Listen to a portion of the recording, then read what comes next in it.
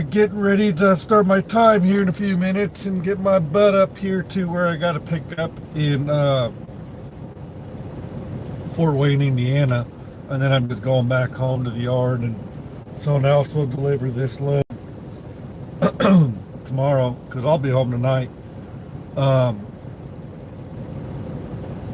so I've just been watching some of bonehead truckers like Stevens, and I agree that a lot of things got to change, and the trucking industry definitely needs a major overhaul.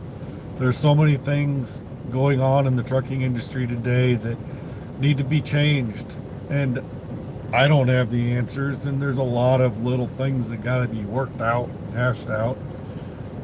But definitely they got to make it harder for anybody to get a CDL, and then they need to up the requirements that it takes to get a CDL for the professional drivers, because it is way too easy to go get a CDL. And the fact that these companies are able to get away with handing out CDLs like candy and get paid off shows that it's way too easy to get a CDL and to get into a truck and go start driving. And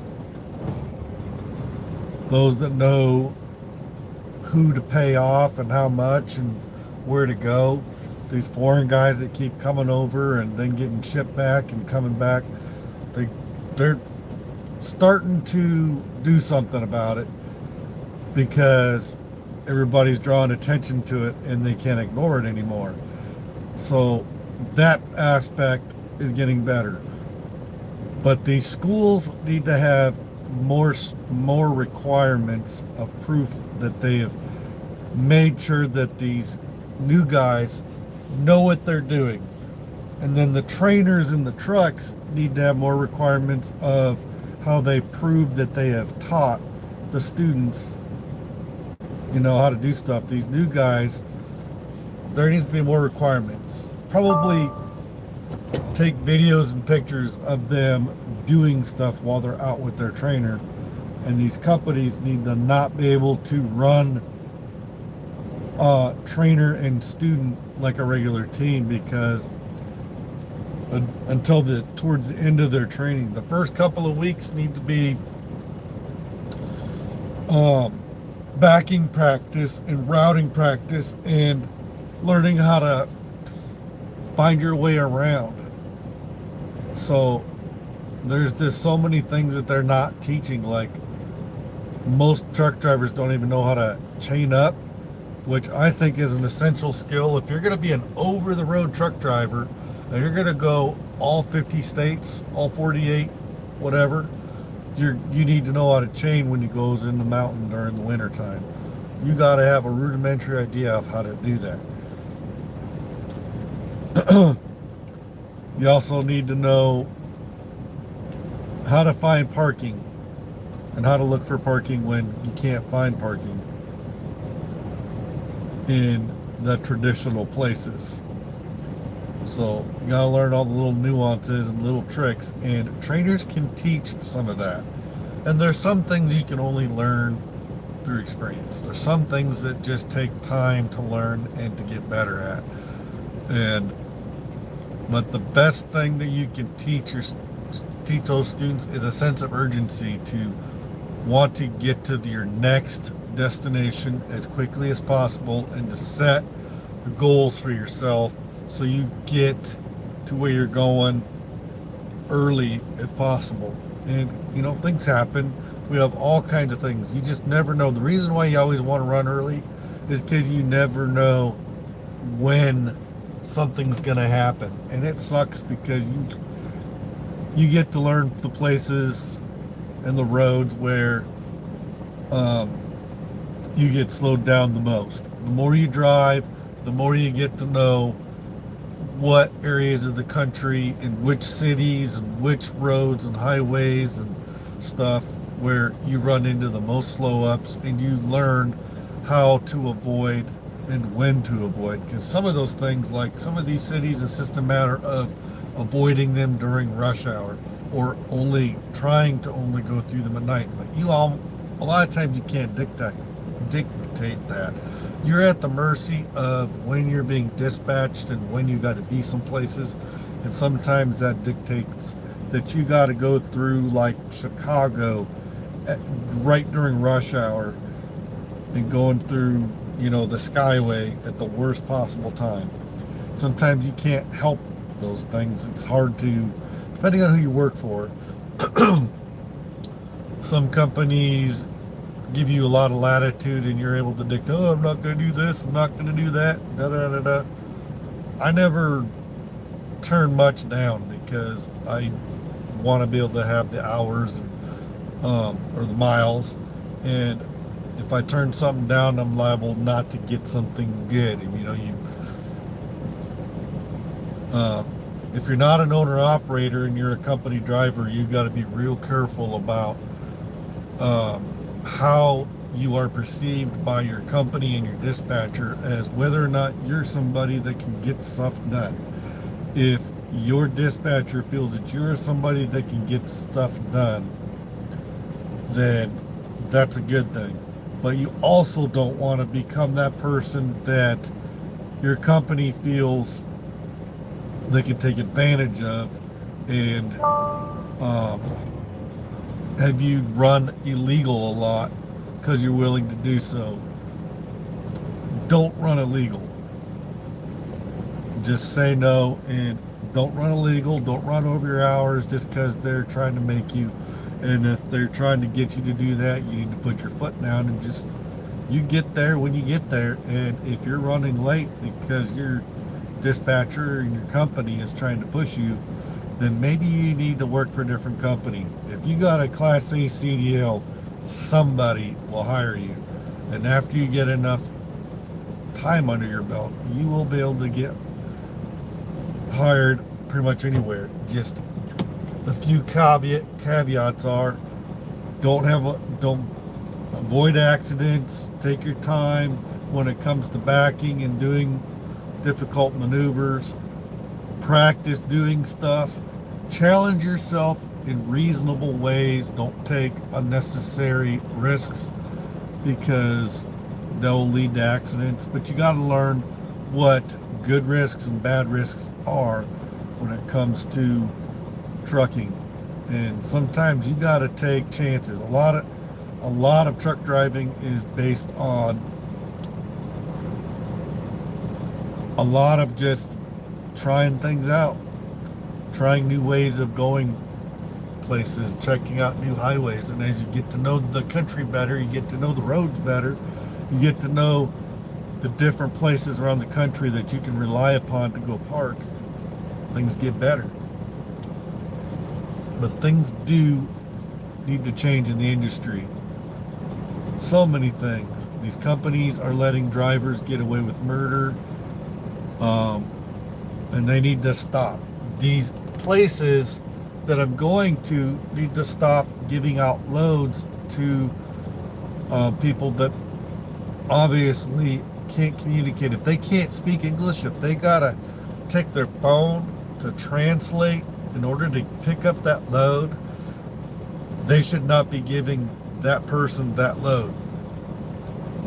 They need to make sure, they need to start making these companies have to make sure that the drivers coming to pick up those loads can speak and understand the spoken and written English language here in America, to be able to, because if they can't speak it, if they can't read it, how are they supposed to, read the signs to know what those signs are saying and telling them so that they can get around without getting in accidents or going down the wrong roads or inappropriate roads and all this kind of stuff, because that's how these guys are causing more accidents than anybody these days, and running over people, whether it's on purpose because some of these guys are coming over here not caring that they run over people. Mainly a lot of this is just me regurgitating a lot of stuff that I'm hearing on Ike Stevens' Lone Nut Truckers. A lot of this, because that's where I get a lot of my info, and then I do talk to a few other drivers from time to time. But Things got to change. It's crazy out here. They've got to majorly overhaul how things are done and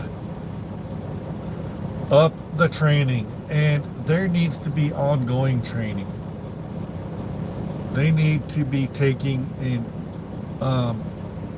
making sure that they are checking out drivers to see what kind of bad habits they have acquired over the years.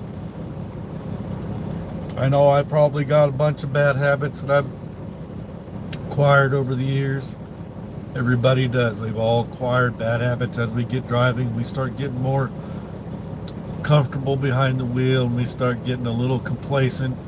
We start feeling like we can start doing stuff that we shouldn't be doing.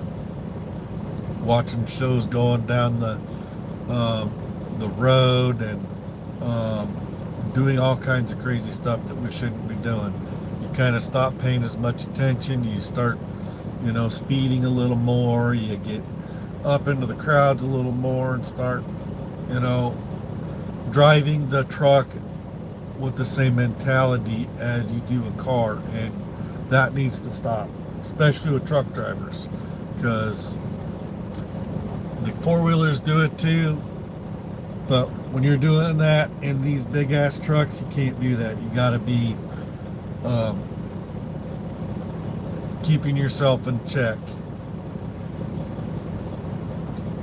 When you first become a truck driver, they'll tell you, or they should be telling you, whether or not they did or not, they should be telling you, always be thinking about the worst possible thing that can happen right now in traffic or down the highway or whatever you're doing.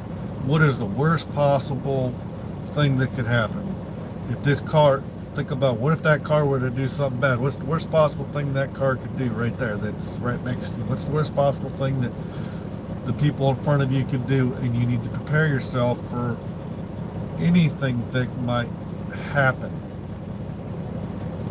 So things do got to change in the industry. I'm noticing that these weigh stations are, a lot of them are rarely open, and a lot of weigh stations have closed. A lot of places that have weigh stations are have closed down. They have made truck parking areas out of them, and some of them don't even have porta potties. Some of them do.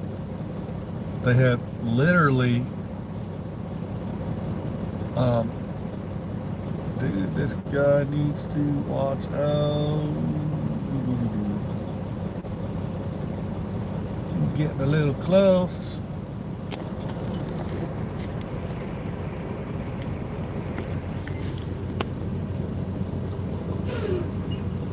Yeah, you need to get a little further away from me, dude. Yeah, I'm out on this side street. I'm at Trotwood, Ohio, which is basically Dayton, Ohio. I'm basically in Dayton, pretty much on the edge of Dayton, at this Hormel plant, DHL Hormel.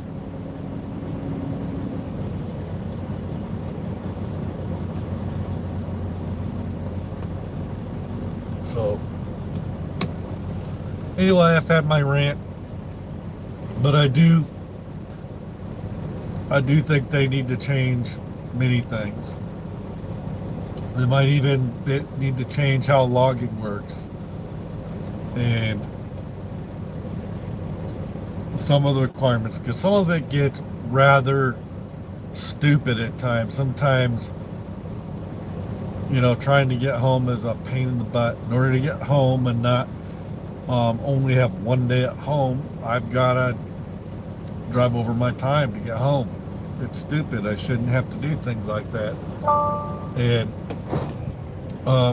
my company took PC away from all the drivers because they got a few tickets. I was one of 3 drivers that I know of that got tickets using PC wrong. I'm guilty. I got a ticket, and then they took it away. So now I do not have my PC option. So that's what happens. Some companies will take that away from you when you get it. Bigger companies may not, but being a smaller company, Midwest Viking took that away, and I think a couple drivers were able to get it back and have been able to keep it because they haven't abused it. I know of at least one driver, and I'm not going to mention names just in case anybody is watching. I don't want to cause any problems back at home base, if you know what I mean. But that's what I heard anyway from that driver. And that was a while back. I don't know if that's still the case. It probably is, maybe. But a lot of things need to change. The requirements. They don't teach etiquette. They don't teach a lot of these things that we were taught about how to be a truck driver and how to conduct yourself, in truck stop. How to play the truck stop game. When you get into a truck stop, there's a lot of things that they don't tell you that, when I was at CRST, I'd run into trainers that every flipping time there would be other pumps open around me, and every time a trainer with a student would pull behind me. The place was dead. There was like nobody there. We were out in Montana, and I was driving at CRST, and we stopped at one of those Pilot Flying J, I forget what it's called, but it also has another name associated with it that you kind of only see up there in Montana on that 94 or 90 or whatever that is up there. I forget. I haven't driven up there for so long I don't even remember. But we stopped to get fuel, and I was just taking a half-hour break. Place is dead. They've got 12 pumps, and 8 of them are open. There's one other truck they're fueling. Why would you, as a truck driver, pull behind another driver at a pump when the place is dead and you're just stopping to get fuel and do a driver swap out with your student? Whether or not you were the one driving or it was your student driving, why would you teach your student not to always go to the open pump? You always go to an open pump when you are going to stop and fuel if you're in a big hurry and you want to get in and out. If you're going to be a big old hurry and you're going to try to do a driver swap out with a student or a co-driver or whatever, if you want to do a half-hour break, I always pull behind somebody else so I can waste time chilling behind somebody else.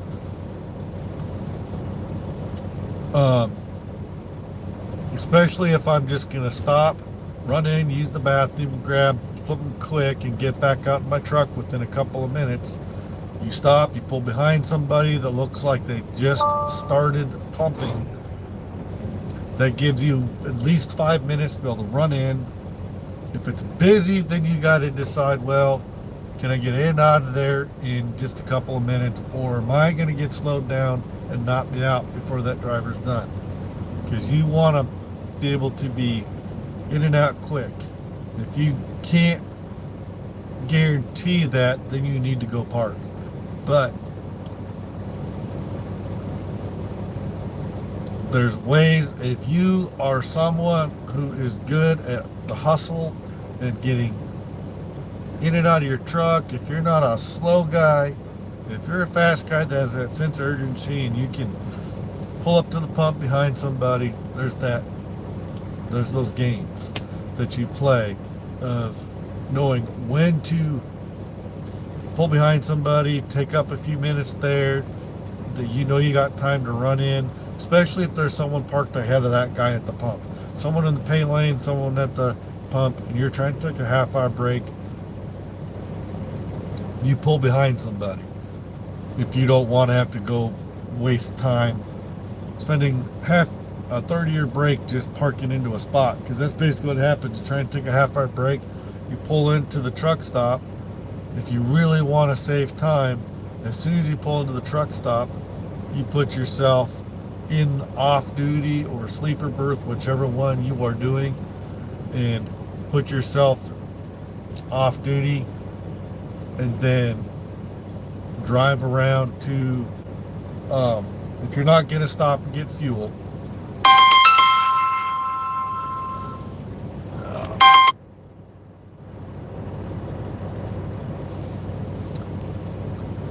if you're not stopping for fuel, and taking your car break, then you can. Those of you who are doing this know exactly what I'm talking about. You new guys, you got to learn how to read the truck stop, read the other trucks, and who probably just started fueling, who's getting ready to be done.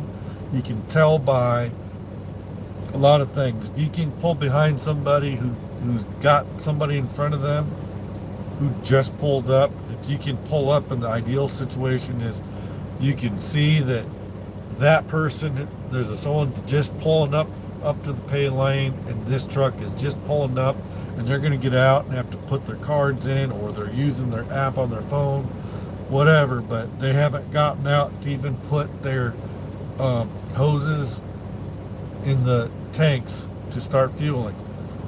If you're just stopping to take a half-hour break and you don't need to fuel, and you don't want to waste time parking, so you got more time to run inside, grab something to eat, as long as you know you can be quick about it.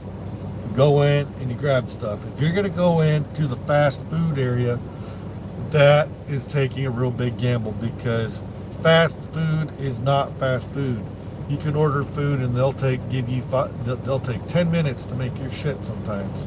So don't do that unless the truck stop is dead and you're parked in the pay lane and no one is around. Then you can take that kind of gamble. You got to know how to read the truck stop and know when it's a good idea to do stuff and when it's not. Read the truck stop, because what you're trying to do is not impede other drivers from conducting whatever business they're doing. Okay? So if you can be fast about stuff, you can take your break at the fuel line as long as you're fast. But if you can't be fast about it, if you can't guarantee you're going to be fast, then you might want to go ahead and park. And there's some truck stops, there is no such thing as being able to do things fast enough, because the truck stop is busy. And sometimes they're so busy that you run into all those slow people that you're trying to get in and out, and you get stuck waiting behind people forever. You're waiting for the you're there for a lot longer than you want to be. Under normal circumstances, if you're just stopping to fuel and you don't need to take your half-hour break, then you want to get in and out as soon as possible without wasting any more time. If you don't work for a company that doesn't require you to get your fuel receipts, then you can use that app. If you're able to use that Loves or Pilot app to fuel and get out there, fuel, and do your windows and get going. And if you don't have to worry about going in and get a receipt, you can get in and out of there in less than 10 minutes if the right conditions apply. I've done it. If you don't have to go get a receipt through your company, some companies require your receipt, some don't, then you can get in and out of there. If you don't have to waste time even walking into the building, all you have to do is get out and put a code in, or get out and just swipe and put your information in real quick and fuel. Usually you can get in there and fuel quick, as long as you haven't drained your tanks down to where you're almost empty. But there's a lot of things they don't teach you. The trainers are not teaching their students anymore about conducting yourself in the truck stops and reading the truck stop. A lot of trainers do not teach how to chain, how to go through the mountains and how to chain. It's not a big deal. Most are, oh, I'm not gonna chain. If I got a chain, I'm gonna pull over. I'm not getting out there and doing that. It can be dangerous. People get ran over in the chain stations all the time because you got to pay attention. You got to, also depends on what kind of chain station you stop at. If you stop at one of the ones that's right next to the highway, next to the busy traffic, and you're out there trying to put chains on, and cars are 10, 15 feet away from you when they are driving past you, and cars and trucks, and they're antsy, they're going through, traffic slow, there's slushy snow everywhere, and ice, and there's trucks trying to pull in, and everybody's trying to find a spot to pull in so that they can chain, and then they're trying to get out, and everybody's fighting each other. The cars are antsy, and they're trying to go around everybody, and it's crazy, it's dangerous. And truck drivers get ran over every chaining season in the mountains, in Colorado, out on Donners in California, and all the places that have mountains that drivers have to chain up on. Things happen. If you watch your butt and pay attention to what's going on, I chained every year for almost the entire 10 years that I was at Allen Ritchie. I consider it a whole 10 years or whatever, but I left a couple of times for about 10 months and then once for a year. So for about, out of that 10, 11 years, 8.5 years of it roughly, I worked there. And I would go over the mountains and have to chain up. And when we had to, between September and August, or between September 1st and August 31st,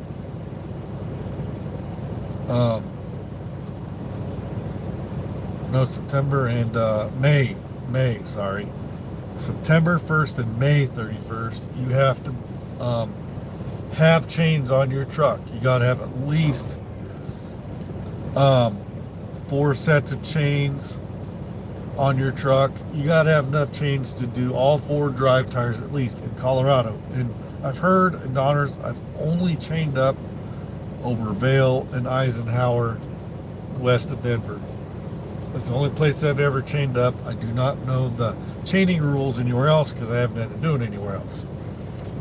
But chaining up is the same way everywhere. It's just knowing how many tires they require, and if you're not chaining enough tires, like in Donners, I heard you gotta do all your drives, and then you gotta do drag chains. And someone told me that you gotta put chains on your steers. I don't know about that. I don't see any reason for putting chains on your steers, but I understand kind of putting a drag chain on your trailers to help keep them from your trailer tires from fishtailing. But if you're driving right, you shouldn't have a problem. All you should need is 4 drive tires, 4 outside drive tires with chains on them. And once you learn how to put those chains on, you can do it quick. Some guys are really quick at it, get out and do it within a few minutes. They get all 4 drive tires on. And if I can ever get a hold of a set of chaining blocks, I'll do a video on how to use chaining blocks. And because I work for a company that doesn't go through mountainous areas that you have to chain on, the only thing that I even come close to is some of those areas out in Kentucky. There's some pretty good hills out there, and I was almost wondering if I was going to need chains in that area. I have 4 bags of brand new chains outside in my driveway, right in front of my garage door, and I've never used them. Does that look any better? This hat just does not look like it is forming right. All right, well, we are going to start our pre-trip time here. And I'm going to jump off here, do my pre-trip, and I'm going to get gone. I got to get up to Fort Wayne. I got to be up there by 2. It's 10:30. It takes about 2 hours and 15 minutes to get there, maybe less once I get on the road and start driving. I might be able to make up some time. But I'm going up to Fort Wayne, picking up a load, and then I'm heading to back home. Going to Fort Wayne and then back to Ankeny, Iowa. So I should be home tonight. We'll see what time I can get home tonight. Alright guys, I'm going to let you go. I've been ranting. I started rambling a lot. Sorry. But I'll talk to you guys later. But I do agree, industry's got to change. It needs a major overhaul.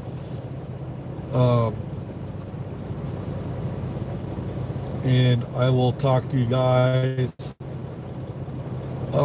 next time I come on. I don't know, maybe I'll go on when I get up here to Fort Wayne in a couple hours and do something, or maybe I'll just sit back and get something to eat. But I will talk to you guys next time I come on. I should get around to doing another edited video here soon. I've got some other videos I need to edit. I got at least one video. I know I gotta edit a video for my daughter on her channel, for her YouTube channel, and I might have another one either for me or my other daughter. But I gotta get going. I gotta do my pre-trip and get going. So I'll talk to you guys later. Bye. Catch you next video. If you haven't subscribed, subscribe, and catch any of my upcoming videos, any edited videos that I do, shorts or whatever. And I'll catch you guys later. Subscribe, hit the bell, leave any comments or questions. Thanks guys.